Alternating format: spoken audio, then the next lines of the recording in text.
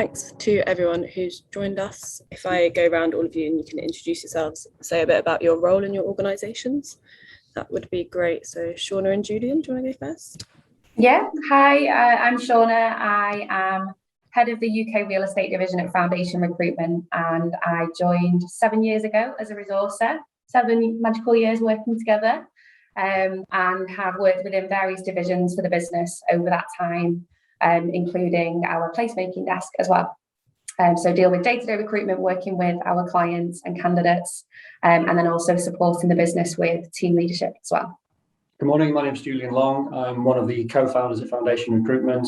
Started the business about 12 years ago in the last recession. So that was an interesting time to start in property recruitment as a new business. Like Shauna, I work across the real estate space predominantly, although I have also done a lot of work in the placemaking space over the last 12 years. Alongside the recruitment activities I'm involved in, I'm also involved in business leadership, which is a large part of my role as well. Great, thank you. Izzy? Hi, I'm Izzy, or Isabel Hees. I left my job actually in May to head up a business called Visitor Insights. Prior to that, I was head of research analytics at a company called Alandi. Funnily enough, I started there on the investment team. I had no real desire or inclination to move into research, and funnily enough never thought I'd be on the other side of the fence as a data provider, coming from sort of a data user background, and actually before joining Alandi and moving into real estate, I started my career off in investment banking, actually after my first role straight out of university in recruitment. So I've moved all the way, winding through various sort of roles and career paths to where I am today. And Johannes. Hey there, I'm Johannes Harper. I am a development manager at Quadrant. So we're bringing forward about 500,000 square feet of offices in central London. Prior to this, I started off in architecture and then moved to CBRE, where I was in investment management. And then since that, I also have academic roles at UCL, UCM, Goldsmiths, and Westminster. So yeah.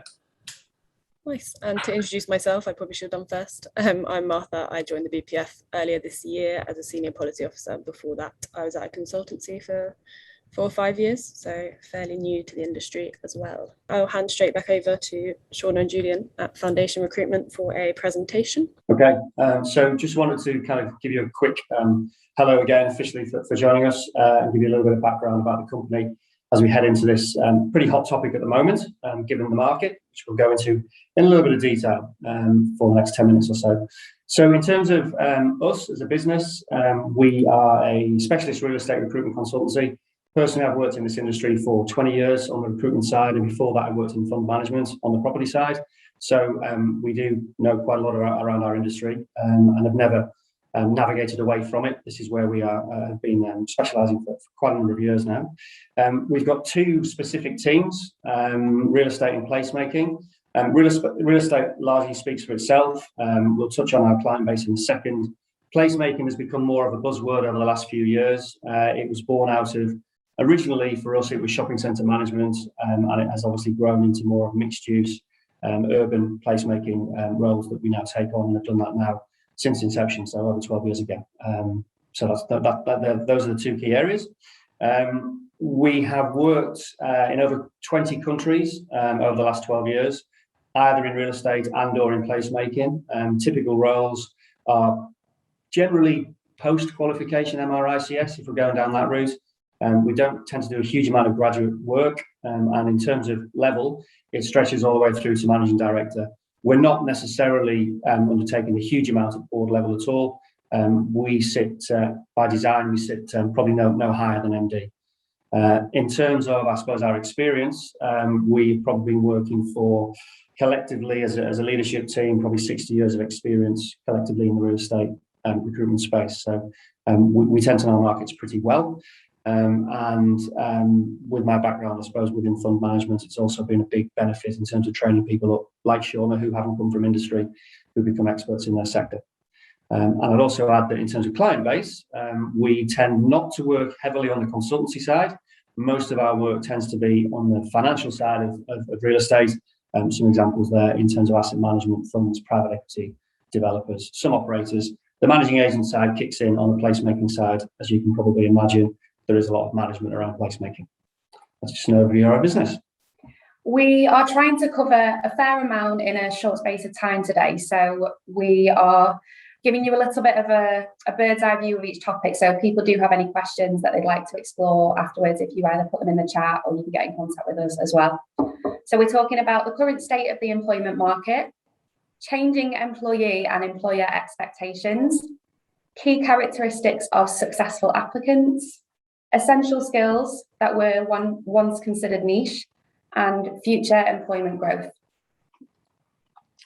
So typically, I suppose, with the amount of data that we've got as a company over the last 12 plus years, we tend to operate in trends when we're giving clients and indeed candidates advice around where is the market moving, what's happening in the candidate space.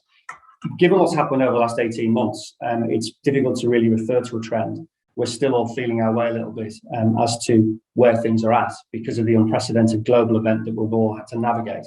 So the typical trends that we would often provide to clients and candidates for guidance have kind of been thrown by the wayside for now at least, and we're learning as we go as well.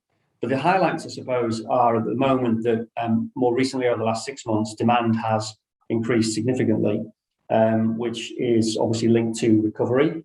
I recognise there's a lot of economic factors out there that are still unclear, but certainly within our space, within real estate, it is busy. Certain sectors are busier than others, and I'm sure you're all familiar with what they are, but typically demand is high for candidates. Where does that lead a candidate in your situation as a participant in this webinar? The nice thing is that you're probably in high demand. It's arguably, potentially, I suppose, a good time to consider a move.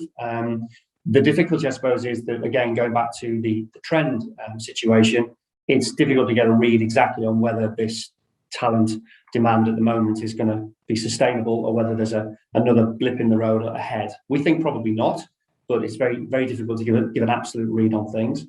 And I think that what we're also seeing is with the recovery and the end of furlough, there was obviously a lot of people, probably some of participants today, who were impacted on the furlough scheme over the last 12 plus months. To the best of our knowledge, certainly in the space that we operate, most of that seems to have come to an end within the client base and candidate space that we are renowned for. So I'm pleased that that's the case. And I think what will be interesting down the line is whether we start to see a lack of candidates coming out of university in 3 or 4 years' time. I wonder how many 18-year-olds will have gone into university, into a real estate course in the last 12 to 18 months. So with the new generation of real estate candidates that we are seeing, there has been a change in expectations from an employee perspective. So how it makes you feel is of even greater consideration now. So things like the team culture, the working environment, and the team dynamic as well. Money is still an important factor, but happiness seems to be more so, and it's something that candidates are giving real consideration to.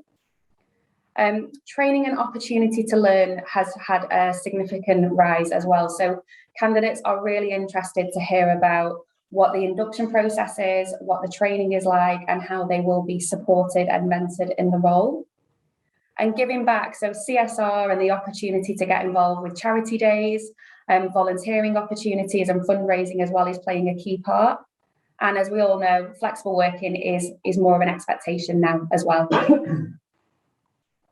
In response, employers have had to shift their paradigm as well in terms of what they're offering. And again, it isn't all about the money. It never really has been, but certainly now more than ever. We're speaking to a lot of clients who are having to very quickly pull together their flexible working policies, their hybrid working policies, call them what you will. But there are also, there's an awful lot, quite rightly, in terms of focus on benefits around maternity, paternity, all of those areas. But generally also the health and well-being of colleagues and of employees. And it's not untypical for many businesses to be responding quite robustly with those positive developments. I think, as I mentioned, and Sean has mentioned, employee wellbeing and support is massive out there at the moment. I think that we've all had one hell of a shock for the last 18 months, no matter whatever background you may have. And it's been a challenging time for all. And I think more than ever, given that we spend so much time at work, rightly, employees are looking at employers asking for more from them in that support space. Positively, most employers that we certainly deal with are responding in kind. One of those things as well, I suppose, is an increased focus on mentoring and training, which is obviously a good example from today's webinar in terms of participants getting that through the BPF this morning. But that's a big part to play as well. And I think also in terms of what we're looking for, I suppose our clients are looking for, is a diverse range of skills. Things are changing. What was is not what will be. And the expectation from clients, and we'll touch on a few of them in a second, have changed recently. And I think finally, and something that perhaps we've taken for granted in the past, but now is really important, is that employers are looking for employees to give positive contribution to the company culture and to the business's growth itself, and actually turn them in a positive mind frame and I suppose be champions and flag carriers for their companies, more so than in the past. So the key characteristics of successful applicants, this isn't necessarily just young or new applicants in the market. I think this applies to all candidates. And the people that have found their why are generally the people that are the most successful. So it's really important to make sure that before you simply chase a career, you know exactly what motivates you and stimulates you. We go to work for a very long time, so you need to be happy there as well. Never make a move for money, because there will always be a company out there that will offer to pay you more money. And if you go chasing the money, it doesn't equal happiness. So it's really important that you assess the opportunity first, not the financial reward. And networking is key. And this is something that has definitely grown in importance and developed in recent years. Online and in person where possible, but brand management of your personal brand is absolutely key. And I think something that's really important to know as well is that there is a fine line and balance between what you are putting out there on LinkedIn as well. So it's really important to be considered in the content as well. And genuine enthusiasm and passion. So it's quite common for us to hear stories about candidates going to interviews from our clients where they've not necessarily done the preparation, and something that we see as a huge indication of potential success in an interview scenario is a candidate that has prepared, they're genuinely interested in the opportunity, genuinely interested in the company, and know exactly why they're motivated to go for this position with this client, with this company. If you can't genuinely give those answers, you should maybe be asking yourself, is it the right move for you as well? Is it the right interview to be going to? In the job, communication skills at all levels are increasingly in demand as well. So the ability to network with and communicate with a range of stakeholders at all levels is key. And finally, high achievers seek out learning opportunities. And the fact that you're all here on this call today or watching this webinar back is a huge indication of that as well. You're seeking out new opportunities to learn and develop as well, which is key.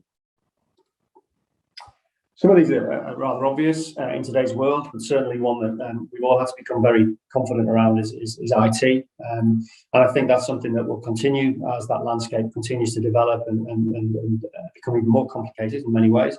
But I think it's also important that we are working on strong written skills as well. That's something that, from a report writing perspective, I'm not sure how many universities are really preparing candidates for that. It's often something that's learnt on the job. But with the complexity of real estate as it now is, the need to be able to deliver really strong reporting it is very, very important. I think another element is on the remote working side of things. So we've all got used to that. Video meetings is one element, and again, we've all become reasonable experts on it, albeit there are some IT blips along the way. It's more important that you can actually manage yourself remotely, and that's not quite so easy. And I think that can be a whole host of things, not least an individual's living circumstances can be very challenging. Whether you can get that privacy and space to actually conduct yourself in the manner you'd like to from home is still a big debate with a lot of candidates. And I think also, whilst no longer niche and it's been around for a long time, numeracy skills and interpreting data, which I'm sure is something that Isabel can give us a lot of information around, are paramount now. And again, I think there's with the shift in real estate becoming a far more complex asset class in the last 10 to 15 years, the numeracy skill side of things is very, very important. I think one of the elements as well in terms of languages that can be a real benefit, and I'm not just talking about the fact that a lot of the real estate pan-European is I suppose dealt with through English. This is also about potentially being able to relocate to a country and be parachuted in and deployed into a new territory for a business. If you have those language abilities along with perhaps the cultural adaptation abilities, those can be very valuable for a candidate. So going back to Julian's earlier point about trends, these the areas that we're going to talk about now about future employment growth, they are based largely on a lot of the market responses to the last 18 to 24 months. Some of them will probably be no surprise. Some of them were taking place before the pandemic, but they have been accelerated by the pandemic as well. So there's 5 or 6 key areas that we are experiencing or seeing increasing demand. So leasing is probably one of the most steady in demand skill sets right now. And that's down to a couple of changes throughout COVID. And some, again, that were going on pre-pandemic as well. But we've seen a lot of office space become vacant as companies have changed their working models. And we've also got a lot of potentially neglected town centre shopping centres on the market as well, where there is huge opportunity to change up the tenant mix. So we were already seeing that happening pre-pandemic, but it's just accelerated the need for and the demand for these professionals. So the spaces remained in place whilst lockdown was happening, and strong leasing candidates were required to help fill those voids as well. And then during the pandemic and during travel restrictions and lockdowns, local communities were looking for safe spaces to do their shopping, and that actually came in the form of community convenience-led retail, which is typically found in out-of-town locations, so retail parks or outlet centres. So the real estate market as a whole has responded with quite a steady pipeline now for the next couple of years of redevelopments, refurbishments, and new developments of out-of-town retail and leisure parks as well.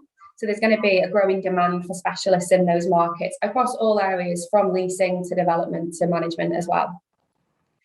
And then COVID has also accelerated the need for redesign and changing a tenant mix. So we already saw a lot of shopping centres changing things up pre-pandemic, and we saw things like activity, entertainment going in, things like axe throwing we have in Manchester, and dart clubs as well. But now we've started to see things like co-working spaces, health centres, market halls and parcel services as well. So that's something that, again, has been accelerated and we predict is going to continue to be so. And then data and analytics. So pre-pandemic, customers were already looking for more from their experience, and this applies to commercial and retail space as well. So understanding customer appetite and behaviour and how to attract and retain, rental sustainability, tenant operations, and how space is going to generate value are all going to be key for companies. Hopefully ESG is not a new term to everyone, but pre-pandemic it was already on the agenda. What we found is that the pandemic brought a renewed appreciation for green spaces and the environment, because people slowed down and had to stop. And a lot of people spent more time outdoors and could be more conscious about their habits and practices. So not only are customers thinking about it more, but also investors are as well. So there's a lot of power within that relationship about where each part of that relationship spends or invests their money as well. And then finally, the residential and senior housing sectors. So we've probably all heard the term housing crisis. There's an ongoing boom in residential development right now. And also in response, there's a lot of development in senior living and luxury senior living as well in response to the housing crisis. So very brief, if anyone has any questions about any of that afterwards, we'd be happy to discuss them. And if I have missed out the sector that you are currently working in, don't be worried, these are just the key ones. So in summary, obviously quite a lot to think about at any time when you're considering a career move or the challenges of making the move you want to make. It's a big deal. It shouldn't be done lightly. It's something that you should seek out, I suppose, and look at some options for yourselves. You do have a lot of options, which is good. I think one of the things I'd always recommend is that you talk to people that you trust who give you a balanced view of your thoughts and your ideas around moving. And that's not just family and friends or partners who may tell you probably what you want to hear rather than what you need to hear. I think aligned to that, if it's possible to find a mentor, and there are mentoring programs out there for individuals in the early stages of their careers, it's always valuable. It means an investment of your time, but also of that individual's time. So you need to find the mentor that's right for you. The trick here is to learn from one another, which might seem quite strange, but that's what the best mentors are looking for. They're looking to help you, but equally learn in return. So find one from the industry if you can. And I think in finality, what I'd also say is do look at options. You need to have a little look in advance, rather than getting to a point where you realise it's time to move for whatever drivers, and you then go out to market. It's always better to explore in advance sensibly, and again, seek out the right advice in that regard. And that's us. Thank you, everybody. Thank you. I haven't seen any questions coming in, but I have a question. Great. Which is possibly slightly personally motivated, having changed jobs during COVID. I think anyone that started a new job during lockdown knows it can be quite tricky when you haven't met anyone. I was wondering if you've seen a higher turnover of people who have started during COVID, maybe leaving more often, and if so, what you've noticed that some organisations are doing better than others to kind of retain and make that easier for people. Do you want to go on? Take it, it's fine. If anything, we've seen candidates actually being more cautious in making the move. So I think that has probably kept turnover at quite a low rate, because candidates are really considering why they're moving. And actually, if anything, I think some of our clients have reported that they're making offers and candidates aren't accepting it. So the people that are moving are really considering it, and they're making the move for typically the right reasons. And we do a lot of work with our clients and candidates as well pre-start date to try to make sure it's as cohesive and enjoyable as possible for everyone. So that's encouraging things like virtual team meetings, virtual site tours, get-togethers in whatever way they can, or meeting outdoors if they felt comfortable to do so. So there were a few different ways that we could facilitate that, depending on the type of business and whether it was a site-based role or regional position as well. Good to know. If there are no questions coming in, then I might ask a question of Isabel and Johannes actually. What can you give us an example of some challenges that you've faced so far in your careers to get ahead and kind of get recognition and stuff like that? If I come to Isabel first. Oh gosh, wow. I'll probably answer that in two parts. So some of the challenges I've faced, I have to say, are probably internal challenges more so than external challenges.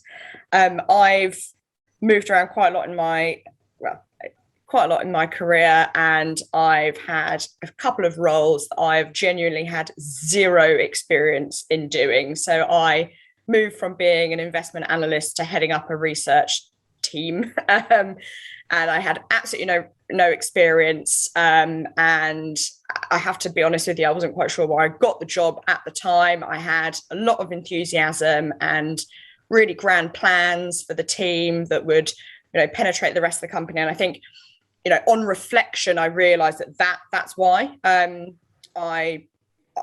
got the role, but it did take me quite a long time to get my thoughts aligned with why I was chosen for the role above candidates that did have experience. And I think a lot of the challenges certainly early on in your career might come from a career move or looking to change roles or step up in a role and not really having the personal belief that it's something that you can do.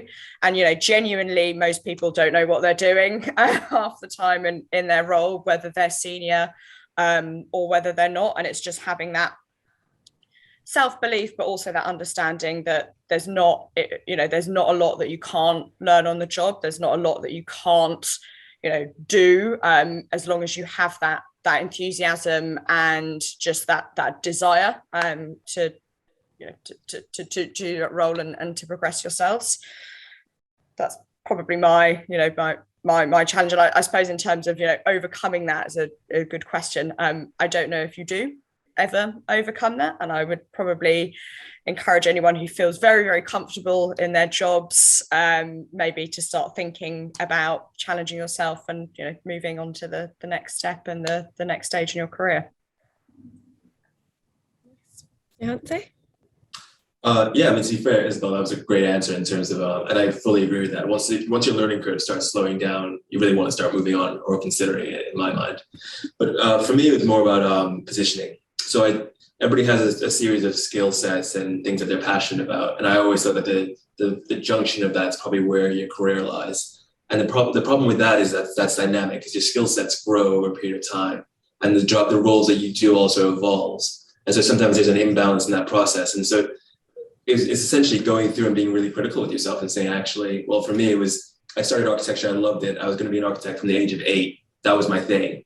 And I got into architecture and I realized that actually the skill sets and the things that I was really passionate about weren't in that particular role. And I'm taking the time to reflect and understand where I sat in the process of building a building and realizing, oh, actually, I think I need to be more client side or in development space to be able to utilize my skill sets.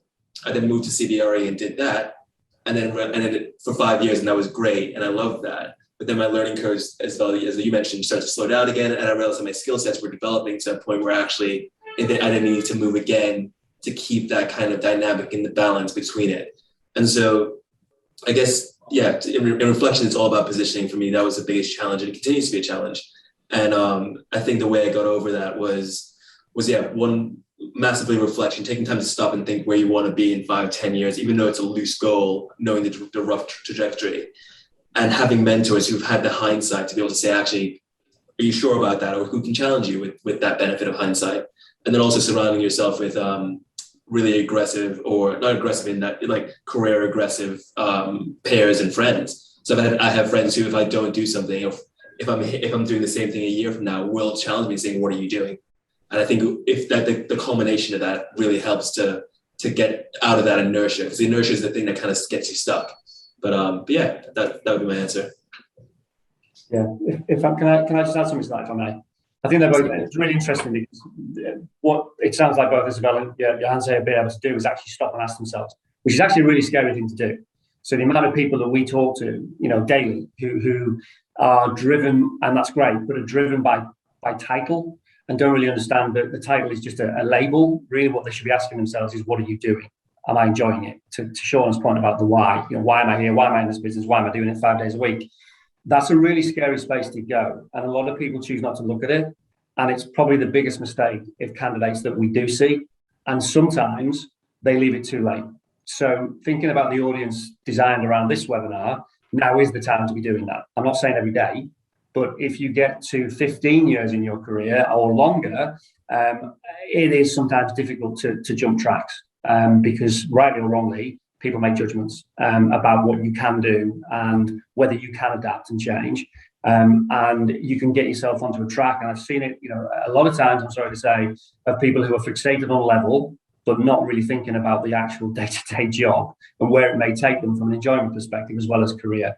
And I understand why, but this stage of careers, it's far easier to just stop and think, because it may get too late otherwise. Mm-hmm. Just to add on to that, I've always thought if you just worked on the why, the money will come. If you were the best garbage truck driver, you will figure out a way to make money in that area, because you will be the best and people will seek you out for your skill sets. So I always think that actually don't worry about the money, that will come in time. And actually, I think studies show after 70,000 pounds, it doesn't bring any more happiness. So you'll reach that at some point soon anyway. And then past that, it's all kind of purpose and kind of giving you kind of satisfaction from your job.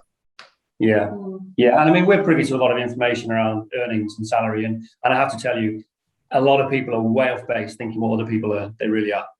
Within our industry, you hear of people hearing about, I've heard from my friend in the pub, he's earned X and Y, and you just kind of think that none of the data holds that up, to be fair. And the irony of it is that we meet a lot of people who do make good money, given the level of roles we go to, but they're not enjoying what they do.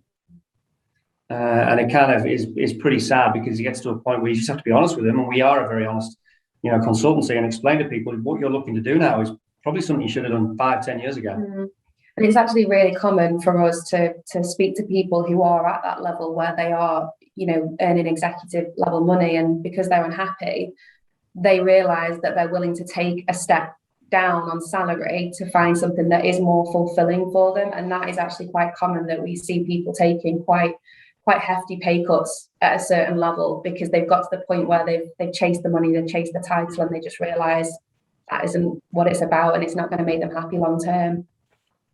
Yeah. I mean, just so to jump, to confirm, I did exactly that. I mean, I didn't have a very long, decades long career in investment banking, but I spent 5 years there because I thought it sounded very cool being in investment banking, and you could say you worked for all these big banks and you're an analyst, and on the surface it's brilliant, and you do get sucked into this environment where that everyone thinks that who works in that space, and you just you start dreading the Monday morning on a Saturday evening. I think is a big sign that you shouldn't be in that role, and you absolutely dread going to work, and it's just a horrible environment. And actually just sometimes you think, is the money worth it? Do I realistically want to be doing this for the rest of my life and being miserable every day before I go to work? And sometimes the money, the title, the status isn't worth it. And actually the fear of changing roles is so massive sometimes. And as soon as you make that change, you think, oh, it really wasn't that bad after all. And yeah, it's a balance between having a brilliant title and earning a very good salary and actually just really enjoying what you do, and that won't matter as much, and you won't get out of bed in the morning because you've got a salary. You'll get out of bed because you really enjoy the projects you're working on and the teams that you're working with. Yeah, sure. I could probably play devil's advocate. I was at breakfast the other morning with someone who mentioned that, well, one, some people will need the money. They'll have family requirements. You'll need to work for certain amounts because you're supporting whatever. Fair play. That is what it is. That's what a job is for. The other part is, controversially, I was told that you don't want to do your hobby or your passion as a job, because sometimes you'll accept roles that will undervalue that, in the sense that you'll do it because you love it instead of getting what you rightly should be paid.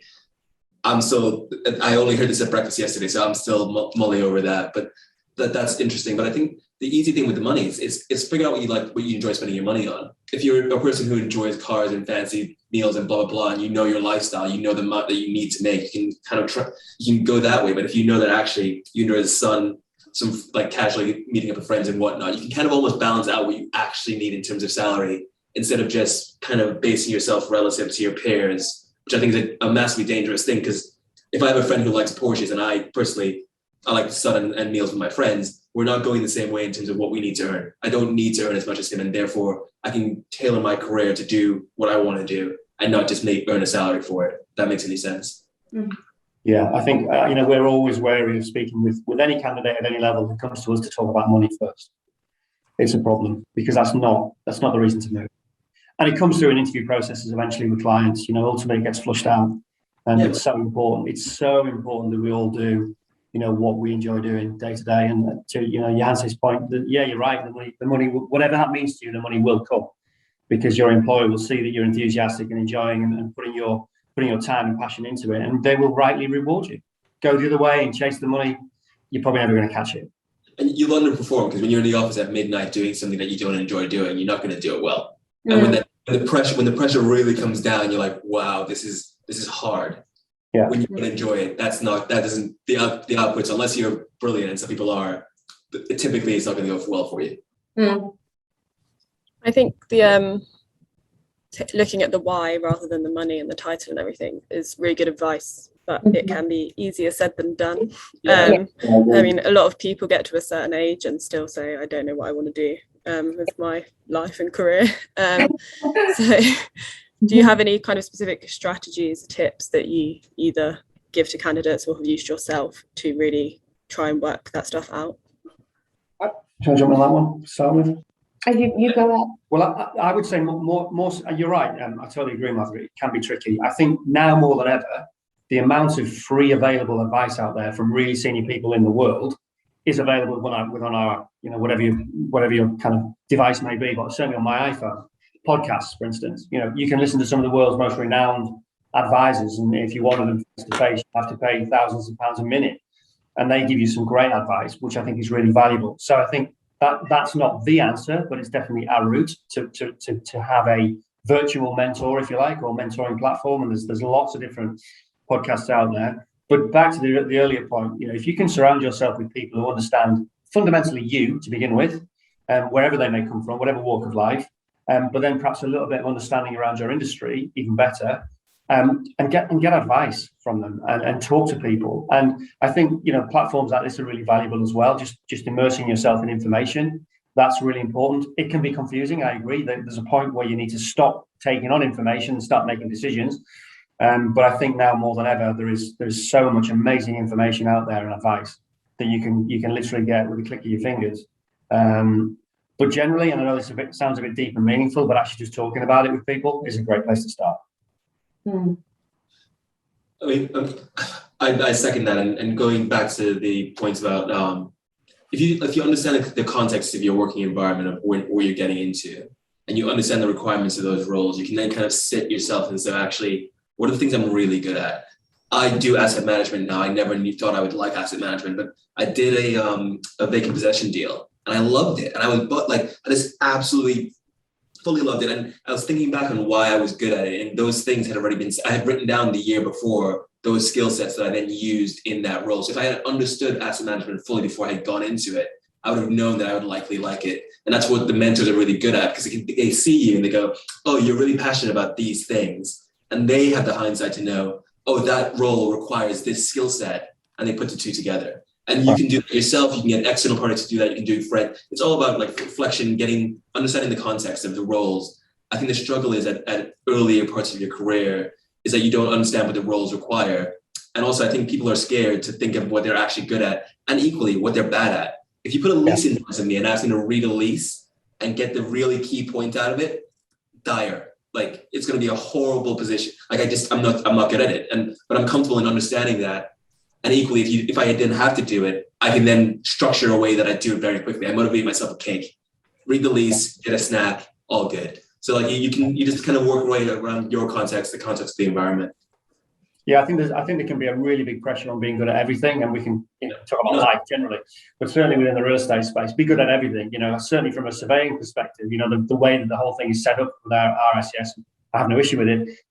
Become good at everything, and then kind of decide down the line. But I think to your point, it's really key that actually you're as honest with yourself about what you're good at as what you're bad at. Because there's no point pursuing something that you're fundamentally not very good at, because yourself, we've all got an internal regulator. We know what we're good at, and you can't hide away from it. And if you're bad at something and you can ditch it, then do it, because otherwise it'll just make you miserable eventually. And equally, before you even join the profession, if you don't know exactly what you're good at or what you're bad at, it doesn't have to be in a professional setting either. It can be in a personal setting, because you can all those skill sets and things that you need in the work environment are transferable. So you can see that in your personal life. It's why when I was used to do interviews for CBRE, and when you're in that room and you're talking about the sports and the hobbies that people do, you can very directly see the interest of people leading teams and whatever transfer right into the workplace. And it's why those questions are so important, and they feel really soft and really generic, but actually you're pulling out very useful information. Yeah. And I think it's interesting, because certainly, I'm kind of the dinosaur literally in the virtual room, but certainly when I was kind of starting out on my surveying, there wasn't a huge amount of virtue, rightly or wrongly, placed around the HR elements of the interview. And I know that means a lot to a lot of different people, but the HR practitioners of today, the modern ones, are excellent. And it's a vitally important part of an interview process. I would be asking candidates who are going through a process who haven't had some kind of HR-based interview, whether that's being delivered by an HR practitioner or otherwise, but somebody exploring your human skills, I'd be asking that candidate, is that the business for you? Because are they really getting to know you? And if they're not getting to know you, how are you going to thrive? Great.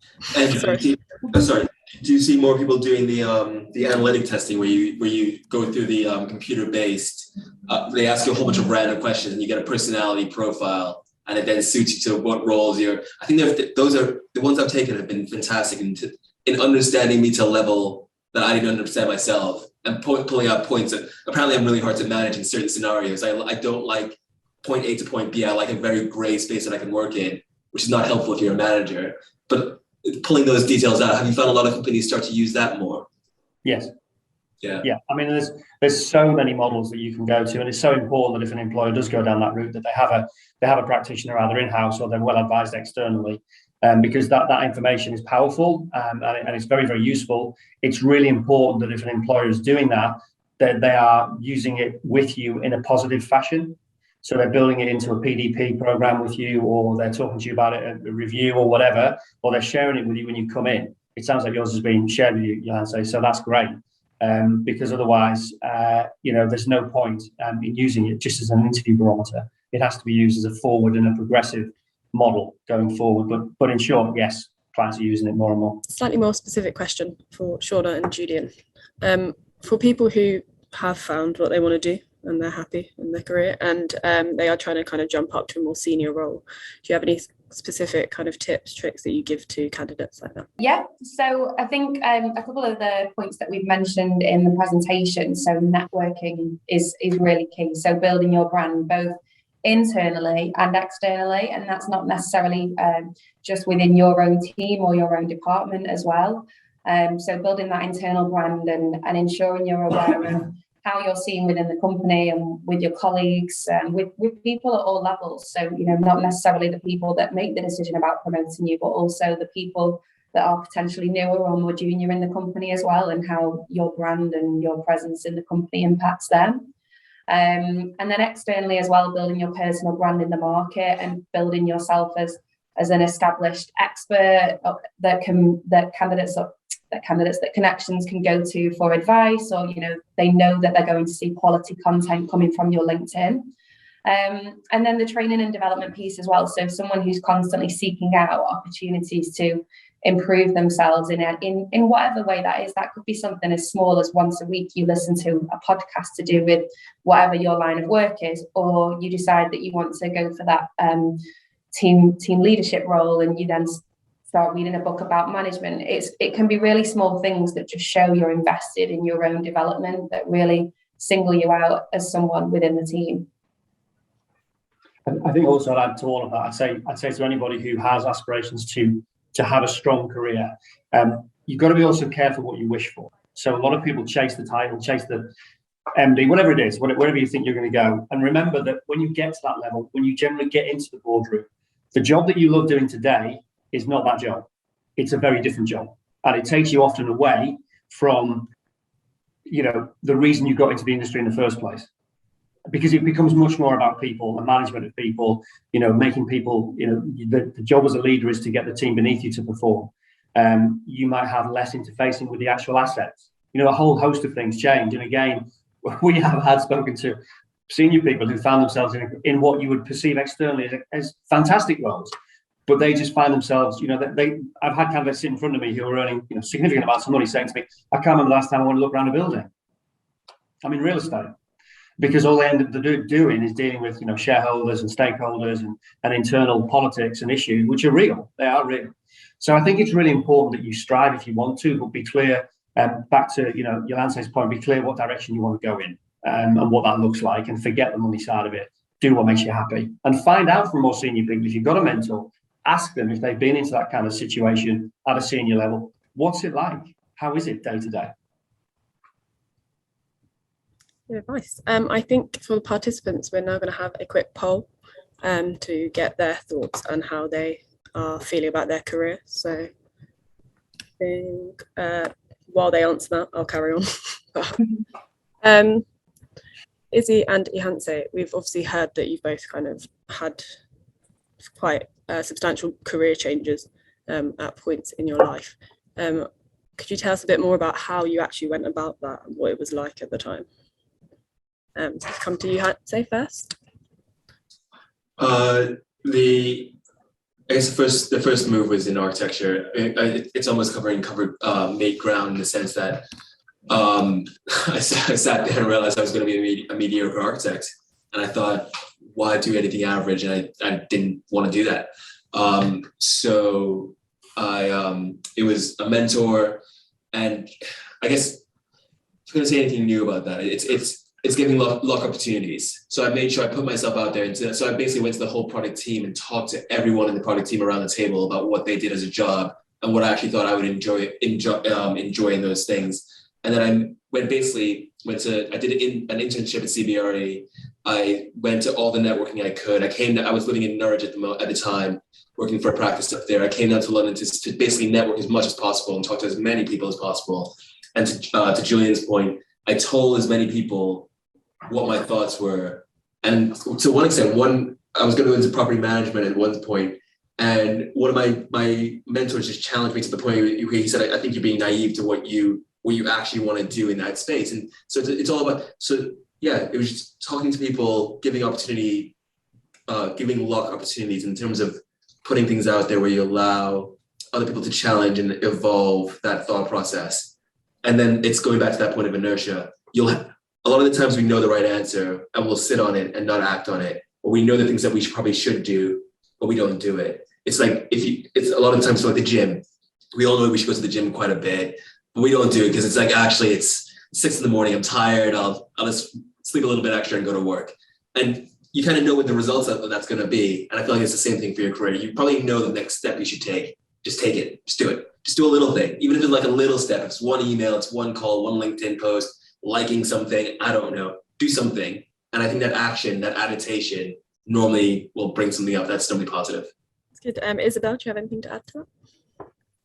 I mean, in terms of mine, funny enough, Johannes and I have got sort of similar. So my degree was in architecture, and I thought I was going to be an architect, and sort of similarly went into that degree having aspirations for what I'd be doing, and it wasn't quite what I thought. So I then sort of changed completely and went into investment banking.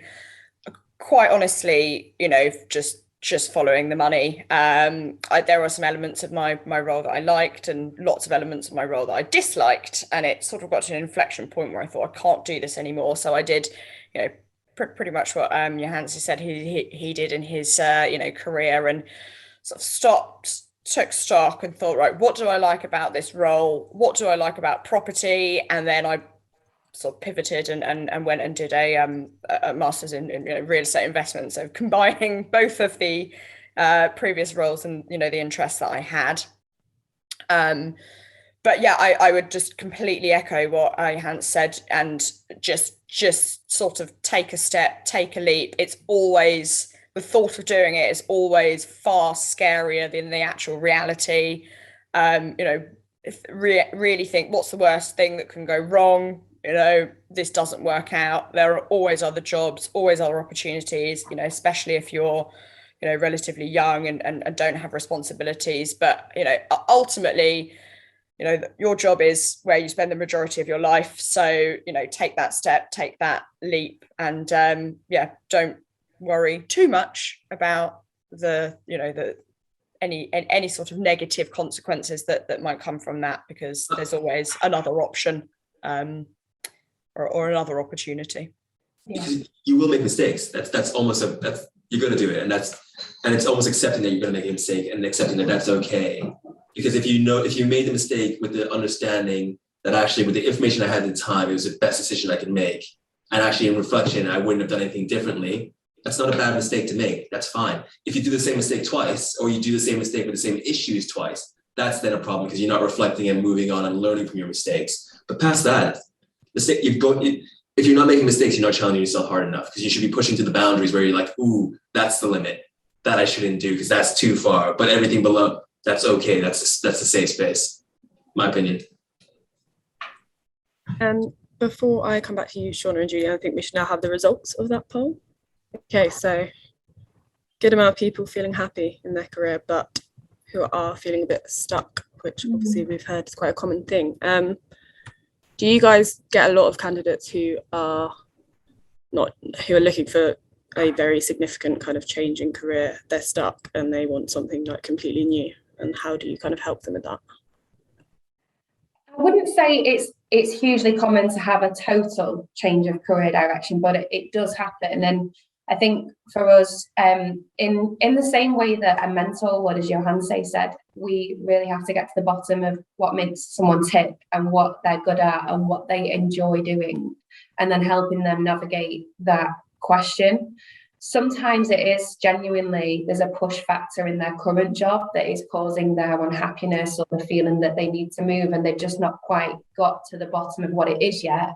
And so through us asking those questions, we help them find that out, and that it's not actually that they're unhappy in the line of work, they're unhappy in the current company or within that current team because of different factors.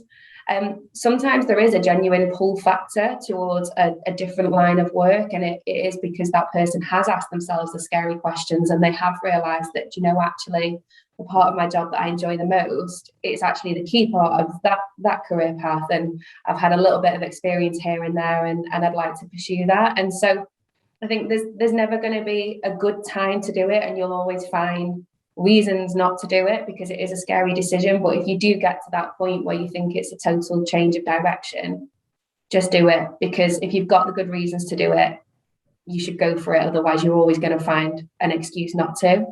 And I think building a strong CV as well is a key tool to doing that. So if you have got experience and achievements that would support that change of direction, making sure you've built a really tailored CV to support that application rather than just sending the same CV that you've used for the last couple of years.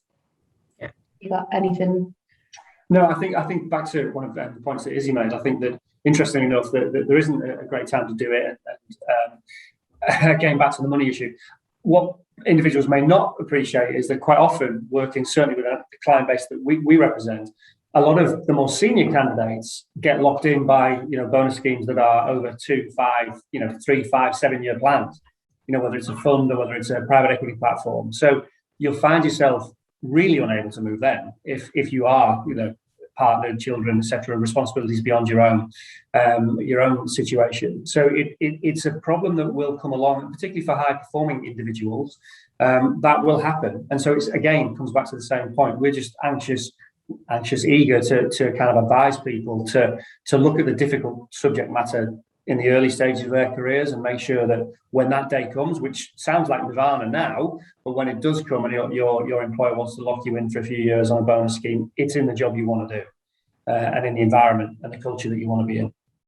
Okay, great, that's been really interesting. I'm conscious of time, so can I quickly go around you and ask for your number one piece of advice for a young person who's stuck in their career? I think it's annoyingly going to be echoed before. It's just talking about it as much as possible. And I think if you get the more exposure you can do on that, the more research that you can look into it. It's about being proactive. If you're not happy, it's for a reason, and that uncomfortableness is a call to action. And so I guess the answer is action of any sort. And so just go do something about it. That action is going to be different for every individual in every different context. For me, it was talking to people and researching.